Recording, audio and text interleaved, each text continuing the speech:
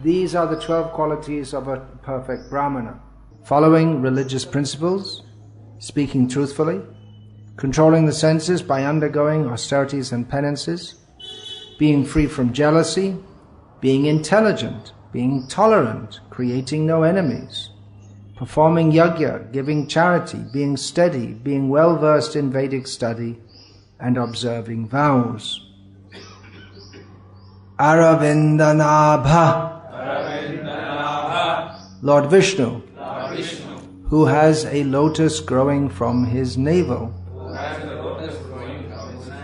Pada Aravinda, to the lotus feet of the Lord. Vimukhat, not interested in devotional service. Shvapacham, one born in a low family or a dog eater. Varishtham, more glorious. Manye, I consider. Tat arpita, surrendered unto the lotus feet of the Lord. Manaha, his mind. Vachana, words. Ihita, every endeavor. Artha, wealth. Pranam, and life. Punati, purifies. Saha, he, the devotee. Kulam, his family. Na, not. Tu, but. Bhurimanaha, one who falsely thinks himself to be in a prestigious position. Translation.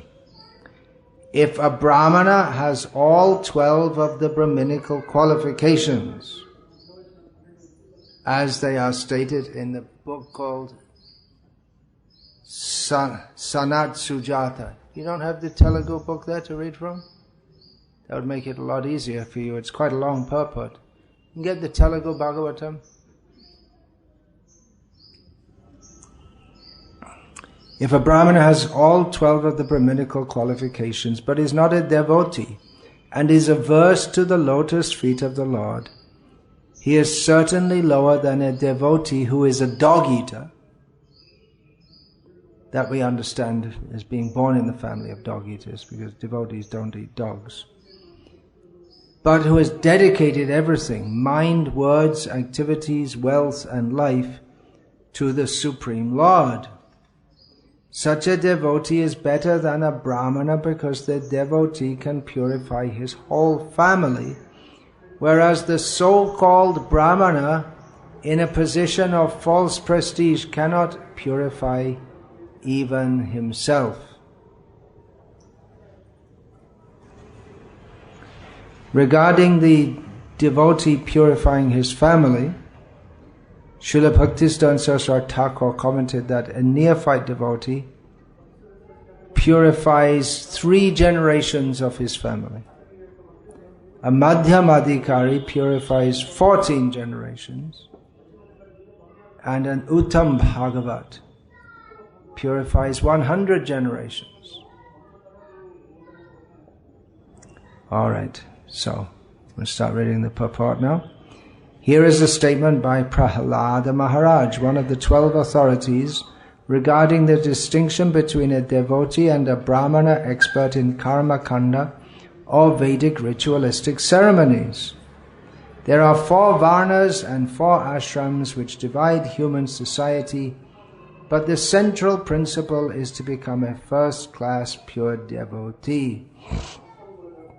It is said in the Hari Bhakti Sudhodaya, Bhagavad Bhakti Hinasya Jati Shastrang Japastapaha Apranasyaiva Dehasya Mandanang Lokaranjanam. If one is born in a high family like that of a Brahmana, Kshatriya or Vaishya, but is not a devotee of the Lord, all his good qualifications as a Brahmana, Kshatriya or Vaishya are null and void. Indeed, they are considered decorations of a dead body. In this verse, Prahlad Maharaj speaks of the Vipras, the learned Brahmanas. The learned Brahmana is considered best among the divisions of Brahmana, Kshatriya, Vaishya and Shudra. But a devotee born in a low Chandala family is better than such Brahmanas, not to speak of the Kshatriyas, Vaishyas and others. A devotee is better than anyone, for he is in the transcendental position, on the Brahman platform. Mang chayovya bhicharena bhakti yogena sevate sagunan samatityaitan brahma bhuyaya kalpate. One who engages in full devotional service, who does not fall down in any circumstance, at once transcends the modes of material nature and thus comes to the level of Brahman. The 12 qualities of a first-class Brahmana, as stated in the book called Sanat Sujata, which as far as I remember is part of the Mahabharata, are as follows. Jnanam cha satyam cha dhamah shrutam cha hyamat saryam hris titikshanusuya yagyas cha danam cha dhriti shamascha mahavrata dvadasha brahmanasya. Dvadasha Brahmanasya, the 12 of a Brahman. The 12 what is not stated particularly in this verse, means the 12 qualities. So you can understand them. Jnanam, Satyam, Dhamma, that means Indriya Nigraha, controlling. Shrutam, learning. Amatsarya, non-envy. Hri, modesty. Titiksha, tolerance of various conditions. Anasuya, non-envy. Yagya, Danam, Dhriti, Shama, control of the mind or peacefulness. Mahavrata, following great vows. So, continuing Srila Prabhupada's purport. The European and American devotees in the Krishna consciousness movement are sometimes accepted as Brahmanas, but the so-called caste Brahmanas are very much envious of them. In answer to such envy, Prahlad Maharaj says that one who has been born in a Brahmana family but is falsely proud of his prestigious position cannot even purify himself, not to speak of his family. Whereas if a Chandala, a low-born person, is a devotee and has fully surrendered unto the lotus feet of the Lord, he can purify his entire family. We have had actual experience of how Americans and Europeans, because of their full Krishna consciousness, have purified their whole families. So much so that a mother of a devotee at the time of her death inquired about Krishna with her last breath. This is from Srila Prabhupada, who's composing this. This must have been 1976. So just at the time, just before he was composing this purport, he got news that one of the mother of one of his devotees in America, just when she died, she asked about Krishna. So that became immortalized in this Bhaktivedanta purport. Therefore, it is theoretically true and has been practically proven that a devotee can give the best service to his family, his community, his society and his nation. The foolish accuse a devotee of following the principle of escapism, but actually the fact is that a devotee is the right person to elevate his family. A devotee engages everything in the service of the Lord, and therefore he is always exalted. Continuing the discussion of how bhakti, devotional service to Krishna, is independent in the sense that it does not depend on any material qualification in order to attain to bhakti. There are many verses stressing this point in Bhagavatam and elsewhere. This is one of them, spoken by Prahlad Maharaj, who quite unexpectedly was a great devotee, because it wasn't expected that a son of Hiranyakashipu would be a great devotee. He was expected he'd be a great demon, but he became a great devotee. So that bhakti is independent of jati, shastra, japastapa. This is mentioned in this verse, Bhagavad Bhakti Hinasya, that's quoted in the purport. One doesn't have to have any particular practices or whatever, or qualities to take to bhakti. It descends upon the devotee. Not that one can attain it by any personal means. So bhakti is independent, means also that bhakti is supreme among all processes of elevation. Karma, jnana, yoga, bhakti, these are generally considered the four subjects of Bhagavad Gita.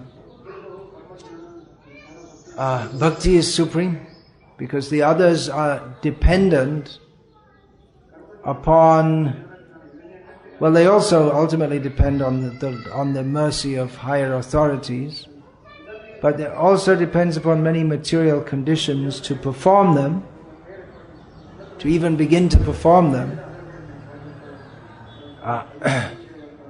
and to attain perfection in them, whereas that's not the case in bhakti. And some bhakti is required to attain success in karma, jnana and yoga. Whereas in bhakti, it may be performed in any time, place or circumstance. Pure devotional service. It doesn't depend on any conditions. Of course, there are conditions that are favorable for it. But one who's actually a pure devotee can perform devotional service in any condition. Which means that bhakti is supreme. It's the supreme process. The what can be attained by karma, jnana and yoga is also insignificant compared to what can be attained by bhakti. People in Maya think that by performing karma we will get a result, and they become very enthusiastic to attain that result. But the result is of no actual benefit to them whatsoever. Whereas even after much endeavor they may have that karma siddhi. Whereas in bhakti, even a little endeavor, one may not achieve the full result, but even a little bit of bhakti is worth unlimited amounts of karma. Now, throughout the Shastra, when it's discussed in the Bhakti Shastras, when it's discussed about the futility of karma, jnana and yoga, that refers to specific methods, Vedic methods of upliftment. Not upliftment to Krishna consciousness, but improving one's material position, which is something like someone who's being beaten by iron rods, improving his position so that he can get beaten by golden rods. Still one has to suffer.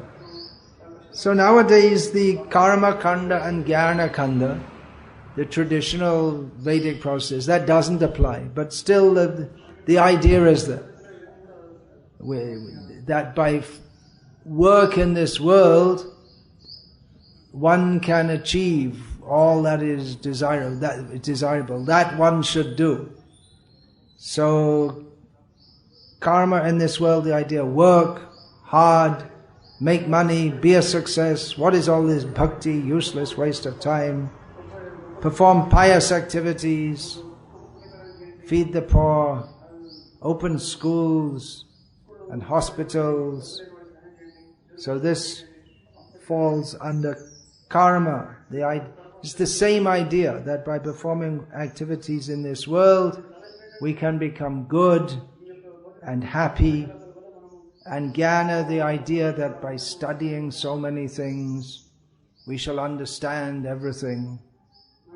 So the way that karma and jnana go on in the present age is not exactly according to the Vedic method that's being described here in Srimad Bhagavatam.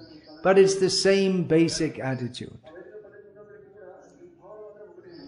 Kangshantam karmanam siddhi. People desire success in karma. And in the Vedic process, yajanta iha devataha. They worship the demigods to do so. So it's a little different. There are different ways of attaining karma siddhi. But karma siddhi,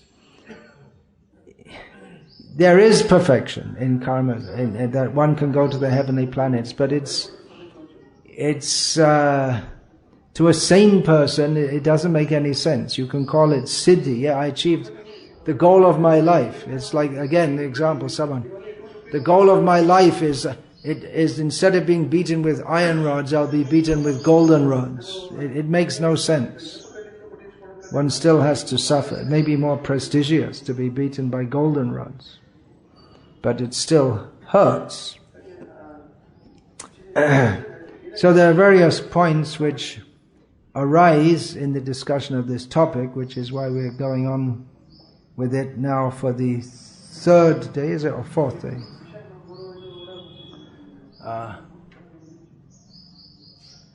One point that could arise is that Krishna himself states in Bhagavad Gita, Yeshang tvantagatam papam jananam punya karmanam tedvanva moha nirmukta bhajante mandradavrataha.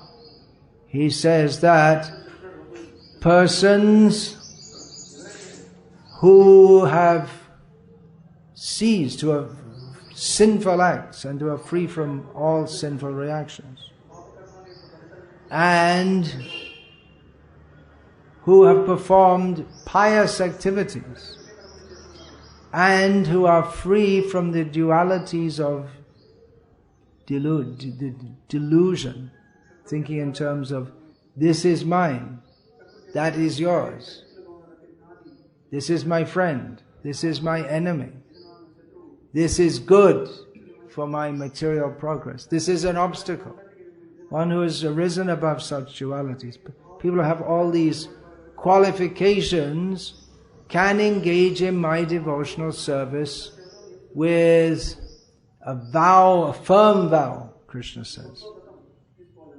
Such persons are described elsewhere in Gita as Mahatmas. Mahatmanas tumang parata daiving prakriti ashritaha bhajantyadanya manaso gyatva bhutadim avyayam satatam kirtayanto mang yatantascha drudavrataha. The same term comes again, drudavrata. Persons who are actual Mahatmas, they engage in the service of Krishna with a firm vow, a firm determination to do so. So Krishna says that one who has engaged in pious activities, and they're free from sinful results, sinful activities, and who are free from the duality of they can perform devotional service with great firmness.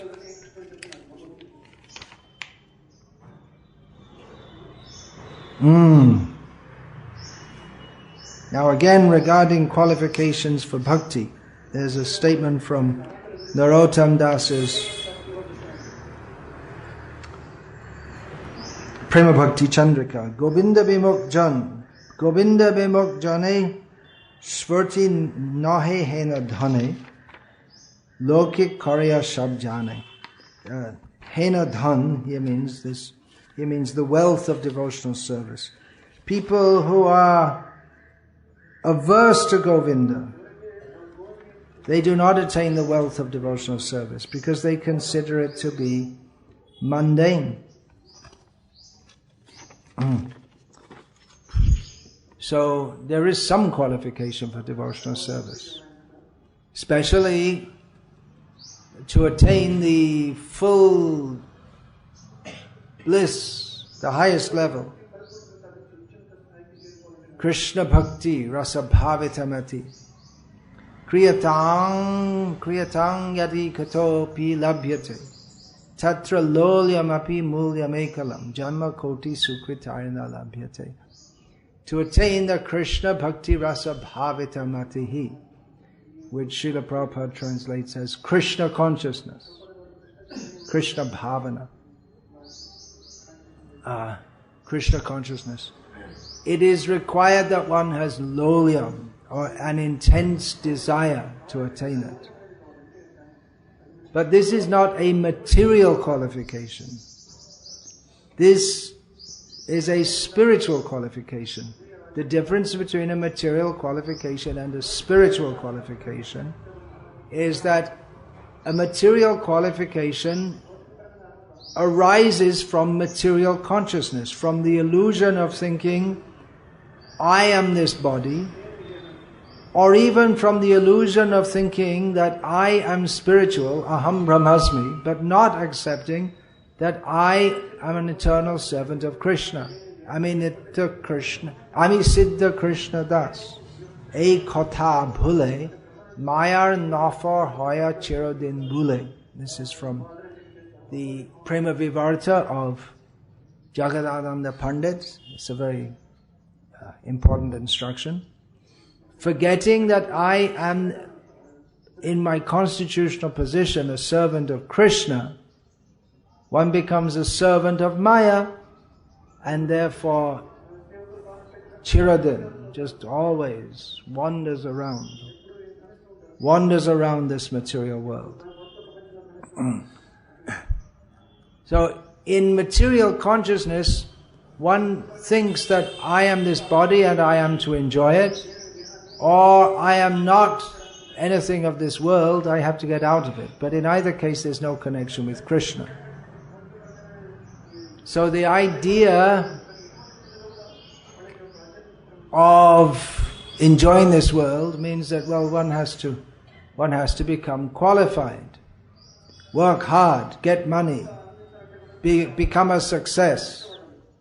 You've all heard this before. I'm not preaching it, I'm parroting it. I don't believe in it. But you've heard it many times because it's endemic in Indian life today. The idea, work hard, get money, enjoy yourself, get ahead, be a success. So to do that, one has to be qualified, go to the college, work hard, study, get a degree. What is your qualification? People often ask us, what is your educational qualification? What is your that personal, what's it called? Personal data, something like that. Biodata. They want to see, what have you done? What have you done with your life? What is your experience? What are your qualifications? So these qualifications, they may be required for getting some material position, but they're not any spiritual position. There is a spiritual qualification that someone who's in Maya, who hears about Krishna, if they desire to attain Krishna, that is their spiritual qualification. That is the awakening of their spiritual consciousness. Spiritual consciousness means to identify oneself as a servant of Krishna. So a spiritual qualification is the desire to attain that position. So there's no material qualification for coming to Krishna consciousness, but there is the spiritual qualification. Still, Bhakti is independent. She's not obliged to bestow herself upon anyone, but she is inclined to bestow herself upon those who want her.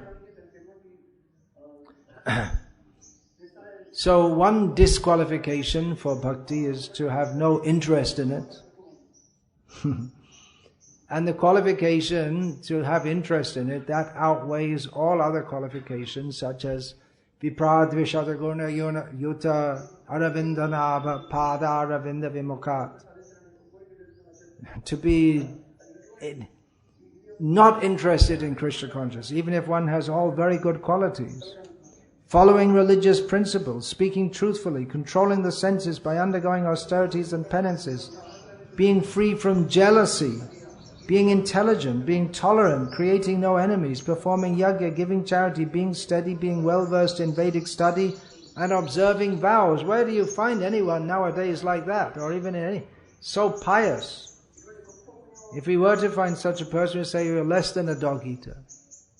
Not every dog eater, but a dog eater who is Krishna devotee. Krishna devotees don't eat dogs, but if someone is born in a family in which they're accustomed to eating dogs, but he takes up Krishna consciousness, his position becomes more glorious.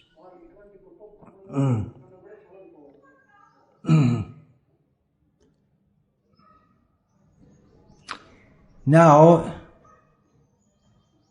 again, it's expected that someone who is somewhat purified, it's expected that they'll take to devotional service, as we have the Manghi Partavya Pashracha Yepi Syuf Papa Yoneha Striyo Vaishastata Shudras Tepi Anti Parangatim King Puna Brahmana Punya Bhakta Rajarshayastata Anityama Sukham Lokam Imam Prapya Bhajasvamam. Krishna says, anyone who takes shelter in me, even though they be of sinful birth. And he mentions Vaishyas, Shudras and women. If they take shelter in me, they can attain me. Then what to speak of the pious Brahmanas and the devotional Kshatriyas, who in this miserable world of temporality worship me. So they're more expected to do so. They're more expected to be devotees. They understand this world is miserable and temporary. So they may take to bhakti on this platform. Chaturvidha bhajante mam jana sukritin arjuna artho jignasur artharthi jnani cha bharatarshava.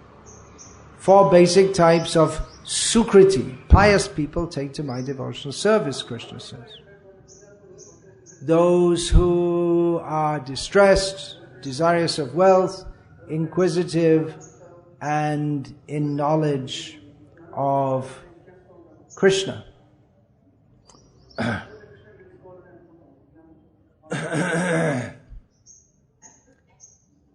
So the Brahmanas and Kshatriyas, they have training in Vedic knowledge, Brahmanas to a very great extent, and Kshatriyas to some extent. And Kshatriyas, they're meant for practically applying the Vedic teachings in society. And Brahmanas, they give the proper, full philosophical backup knowledge. So they see the nature of this world as miserable, and therefore they can surrender to Krishna. Whereas someone who approaches Krishna, I'm distressed. Oh Krishna, please help me. Remove my distress. Srila Prabhupada told a story. There was a woman going in the forest. There are not many forests these days, but still you see people, they find the twigs that have fallen on the ground, gather them up, make a bundle, even out at that farm. You see they do it there? People come around, they gather up twigs, make a bundle and put it on their head. And you can see they're walking along and they can just about hold it because it's so heavy.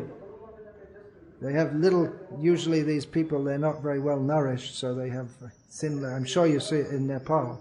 People go like that in the hills, they gather firewood and they're walking along with this very heavy weight. So Srila Prabhupada, he told the story, a woman had gone to the forest and collected so much firewood, it was on her head, somehow it fell down. And she called out, "Oh Govinda!" Because to get it back up on her head is very difficult. Her arms are already so tight. "Govinda, Govinda," she called it. So Govinda came and said, "Yes, what do you want?" Oh, Govinda, please put this firewood back on my head. That's a case of artha, someone who's distressed, but they don't know what to pray for. They may think, well, that was stupid. She should have asked Govinda to manifest a servant to carry it on his head. Or she should have asked Govinda to give her lots of money, and then she wouldn't have to gather firewood ever again. It's foolish. We read just about the foolish person who performs Krishna for some material benefit, but Krishna gradually brings them in to a proper understanding and makes them his actual devotee.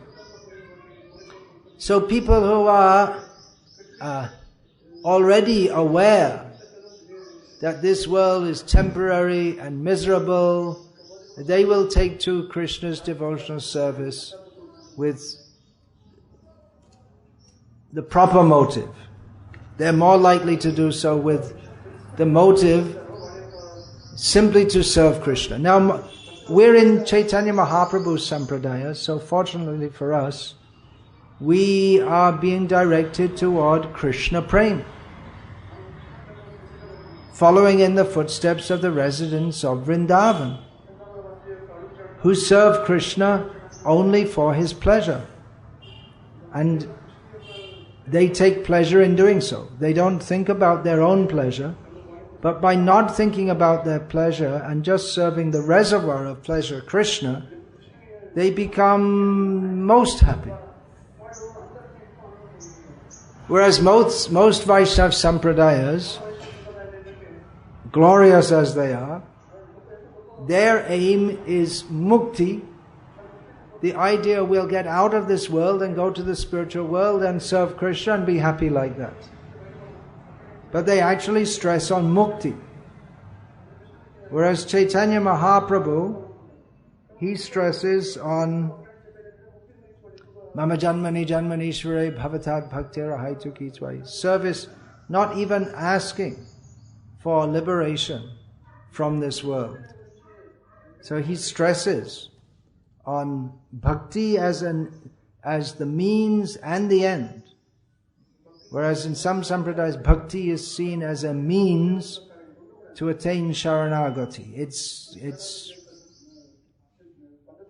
we may say it's semantics, just different. Yeah, it's a different use of words. They understand the words differently.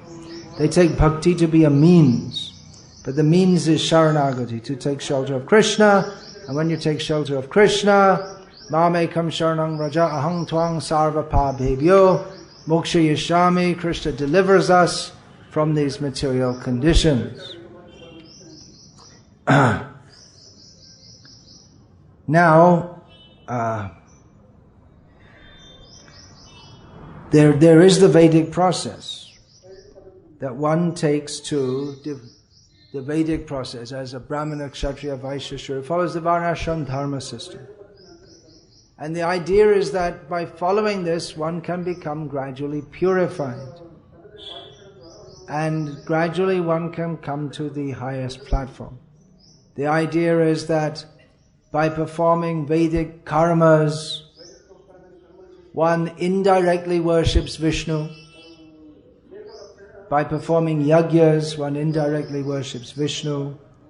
By performing fruitive activities like this, one can gradually come to the platform of understanding what is the use of all this. Simply gata gatam kama kama labhante, going up and down, up to the heavenly planets, coming down, going up, going down, going up, going down, going up, going. And then one desires to become liberated from this world, and comes from karma comes jnana, and then eventually from jnana bahunam janmanamante jnanavang mang prapadyate. So it's a long process.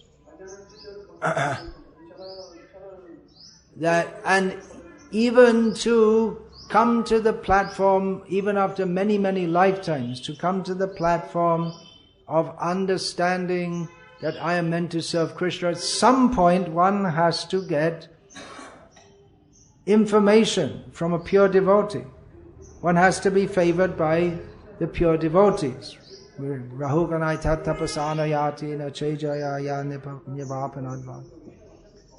That we read yesterday. Vinamahat seva, vinamahat padarajo bhishekam. One cannot attain to the position that Jad Bharat has attained without being smeared by the dust of the lotus feet of a great personality, pure devotee. So that's the vital principle. Generally, someone who is pious is more ready to accept this. As we see, people in India, in general, in Hindu families, are more inclined to take to devotional service that we're preaching all over the world than people from other backgrounds. So we can say that even today, birth in a Hindu family is pious. It's Bhakti Unmukhi. It's as much as people have an inclination toward Krishna, that is their piety from a previous life. And thus we find that even in different parts of India and among different communities, people take this up more readily. In Bengal, I'm not at all undermining the great efforts of the devotees who have been preaching Krishna consciousness very widely there. But many people take to Krishna consciousness. One factor is that they're predisposed to it, because people in Bengal, they know about Chaitanya Mahaprabhu, and many of them are, by their family background, Vaishnava followers of Chaitanya Mahaprabhu. They may not have proper knowledge or practice, but you'll find in their house pictures of Chaitanya Mahaprabhu, Gaur Nitai, like this. One devotee told me he had met a communist in West Bengal, which isn't so unusual. It's becoming more unusual, thankfully. For many years, the Bam Front, as they were called, was ruling the West Bengal State Assembly. So he met a communist who said, well, I'm an atheist. You're supposed to be an atheist if you're a communist. But he said, but still, I like Chaitanya Mahaprabhu. He was the first communist. You see, he didn't distinguish between the high class and the low class. So he took him to be the first. For him, the highest perfection of life was to be a communist. And so he praised Chaitanya Mahaprabhu as being a communist. So somehow or other, in some way or other, even though he was an atheist, he couldn't reject Nimai Pandit, as he's often known in Bengal. Nimai. They know him more as Nimai, or Gauranga, or Gohari. Chaitanya Mahaprabhu, that's for after he took sannyas. He left Bengal after that. So they know him more by that name. Of course they know the name Sri Chaitanya also. So some piety is there. There are different kinds of piety. There is karmonmukh, sukriti. It's called sukriti. Then there is that's called bhoganmukhi. The kind of piety which leads one to enjoy this material world. That's generally what people think of as piety. There's mokshanmukhi, sukriti. Pious activities which help one to become liberated from this material world. And there's bhaktionmukhi, sukriti.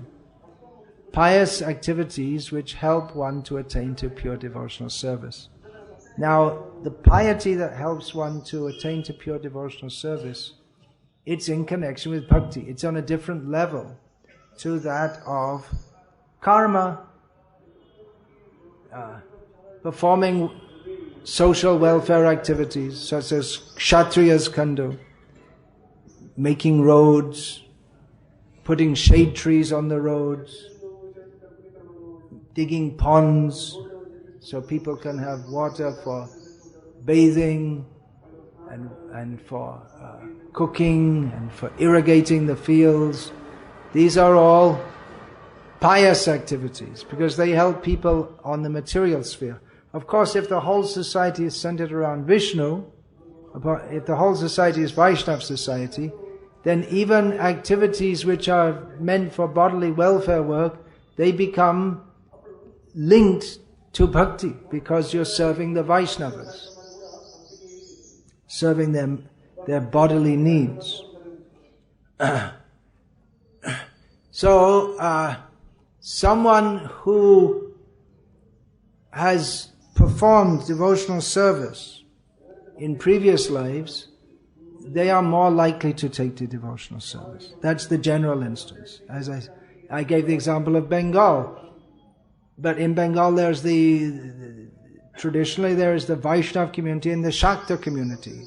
And those who come from a Shakta background, worshipping Kali mostly, Durga, Kali, they're less inclined to devotional service. There are cases of Shaktas who become Vaishnavas, and probably there are cases of Vaishnavas who become Shaktas. In Tamil Nadu, we'll find traditionally there was a great divide between the Brahmana, Iyengar, Vaishnavas, and Aya, who are Smarta, Shaiva. And then apart from the Brahmanas, there are all the other people who are worshipping Murugan and the Vaishyas. Many of them were Sri Vaishnavas. Some were Smarta line also, I presume. Still, both communities, yeah. Traditionally they wouldn't even marry each other. Now they do. Galai no ba, they write in the advertisements. You've seen the wedding advertisements? Kalai no ba. Oh, that's within even within the Ramanuja Sampradaya, the Vadagalai and Tengalai, they wouldn't marry. Now Kalai no ba, they write. So it's so divided.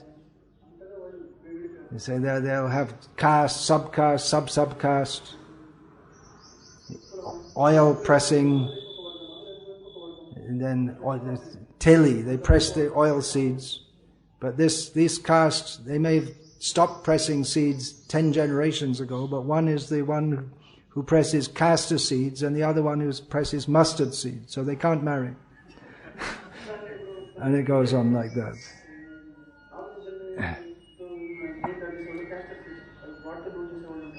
So definitely one who is raised in that Vaishnava background, they may come out of contact with that, but they'll be more inclined to take it up, generally speaking. They have some background. I told the story just a few days ago of someone who's from Ramanuja family, his grandfather or father, he went to America, his father gave him a shalagram to worship. He didn't do it. He lost contact completely with all his culture, was eating beef, which is about as bad as you can get. But then somehow he thought okay, let me once a week worship shalagram. Even though he wasn't following anything else, he was still eating beef. Then he did 2 times, 3 times, then 7 days a week. Then he stopped eating beef. Then he met the ISKCON devotees and got initiated in ISKCON. So there's some touch, some sukriti is there. But so someone who has that background is more expected to take to devotional service. And one fully cannot worship Krishna unless one comes to the pious position. Now just there in Bhagavad Gita, Krishna says, Api chet suduracharo bhajate mamananya bhag sadhureva samantavya. He should be considered saintly. Someone who even engages in abominable activities. But that doesn't mean that he goes on doing that, because sinful activities are in themselves not a block to devotional service as aparadhas. Now that's another big topic. That's another seminar. But the they mar the consciousness, they pollute the consciousness, so that it's very difficult even to hear the message of Godhead. One can take to devotional service generally by hearing. One can hear about Krishna, then it vidyate hridaya grantish chidyante sarva sangshayaha. When one hears about Krishna, that awakens shravanadi shuddha chitte kareye uday. That awakens the dormant consciousness of Krishna. But someone whose consciousness is very dull, covered by sinful activities, they can't hear that. Sometimes the Vaishnavas have to shout loud or speak piercing words to try to pierce through the coverings. But generally people who are prepared, their consciousness is not so dull in the lower regions of tamaguna, they can hear that. But sometimes someone who's very pious, they may not take to the Krishna consciousness, because piety itself can be a kind of contamination. One can become complacent. One becomes happy by performing sattvic activities, and it gets stuck at that level. So he's not inclined to hear about Krishna. But someone who's suffering very deeply, I've tried everything, okay, let me try Krishna consciousness. But for them it's going to be very difficult also, if they're accustomed to very sinful activities. And often people who do take to very sinful activities, they can't take to devotional service because there's, in the sense that, or they find it very difficult to do so because they may be addicted to some intoxication. It becomes very difficult for them. But even they can do so by the mercy of the devotees. And there are many instances in our movement, especially from the previous generation, of many of the hippies. They were addicted to various drugs. They were accustomed to illicit sex. They came out of that. So that's one reason why Srila Prabhupada's contribution is so extraordinary, because it's not expected that people from such a low background can take to devotional service. Generally, we would expect the more pious people to do so. But he was able to bestow that upon them because some of them had some willingness to listen and to take to. Not all of them. There are many hippies who showed interest in Krishna consciousness, but then they were interested in so many other things also.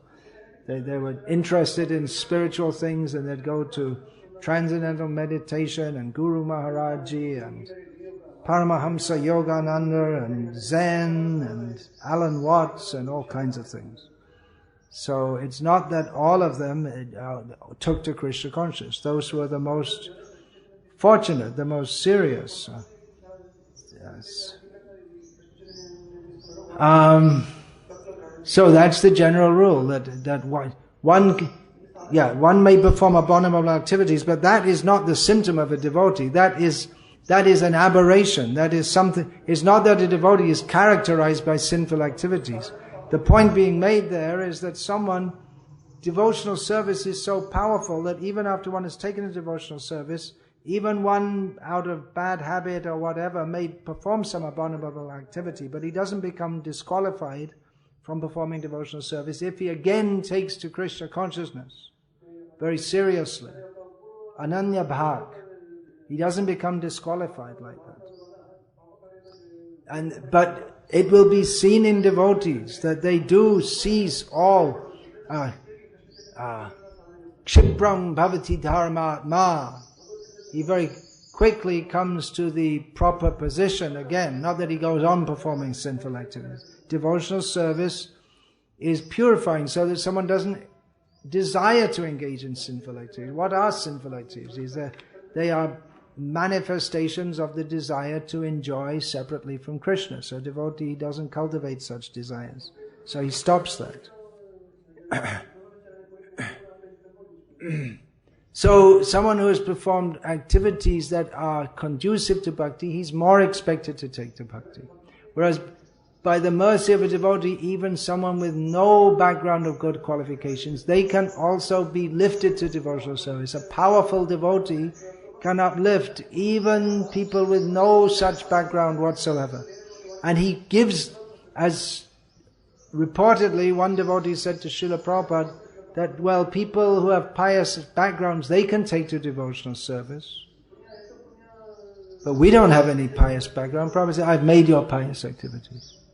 By engaging devotees in devotional service, by getting them to chant Hare Krishna and take prasadam, by performing such activities, once chanting Hare Krishna with even a little sincerity, lifts them to the platform beyond so many lifetimes of mundane pious activities.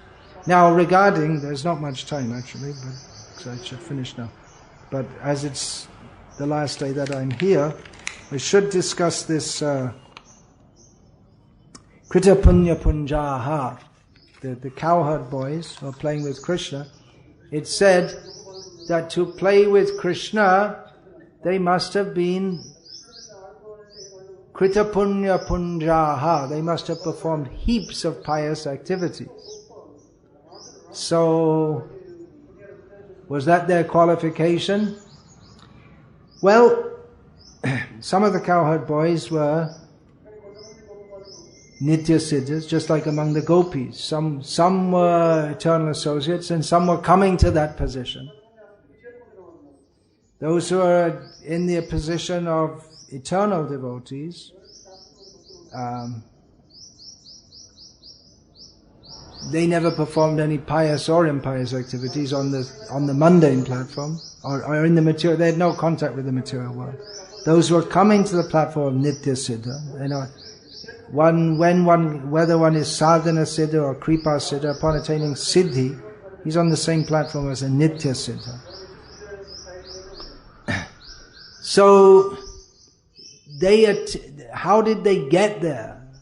How do you go to Vrindavan? One has to perform extraordinarily exalted activities to be allowed into Krishna's pastimes. Jiva Goswami, commenting on this verse in his Priti Sandarbhas, says about the cowherd boys who are playing with Krishna, they are the best among persons who have performed many pious deeds to please Sri Bhagavan. So he equates this punya that they have performed with activities performed to please Bhagavan. In other words, bhakti. So their punya here means they're the best among devotees, because they could play with him in that way and please him in that way. Hare Krishna. I'll finish there for now. And I actually thought I'd finish this while I was here, but there's quite a bit more to do. Hare Krishna. Any question about this?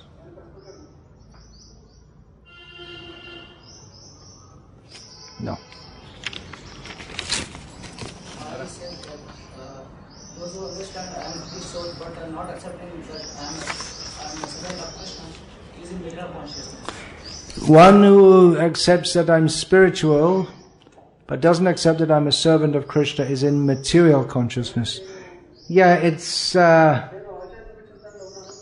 we could say tatastha consciousness. It's not fully spiritual, it's not fully material. This will be discussed later. You can pick it up on the website. The different kinds of people who become liberated without serving Krishna.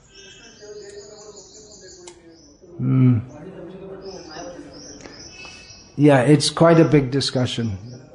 Yeah, it's not fully spiritual consciousness. If one denies Krishna or avoids Krishna, then it'll lead him back to the material world, as in the Yenya Vindaksha verse, which you know.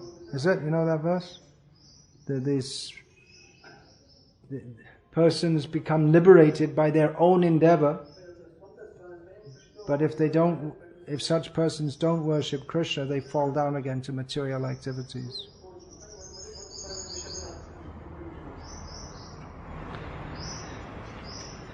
To answer it fully is it's coming up in the discussion. So you'll have to stay tuned, and it requires discussion. Yeah. You have mentioned that karmis and gyanis don't attain their siddhi, respective siddhis, unless there is a tinge of... Unless there's a tinge of bhakti, then they can't. The karmis and gyanis can't attain their desired goals. That was discussed in some detail. Yes. Just 2 days ago, I believe. Karmis, they are indirectly worshipping, and eventually they can take to jnana, and then if they have association of devotees, they can go to Krishna. But those jnanis who are ultimately ending up in effulgence, Brahman effulgence, The gyanis who end up in the Brahman effulgence, they don't even recognize Krishna. they don't recognize Krishna. In what form Bhakti is manifested in them? In what form is bhakti manifested in them? In a very roundabout way, it would seem.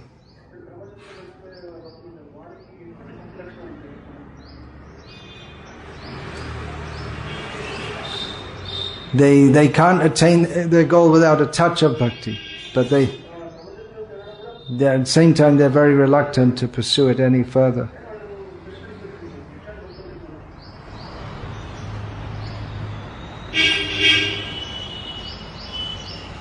Then, you had anything? No. All right. Hare Krishna.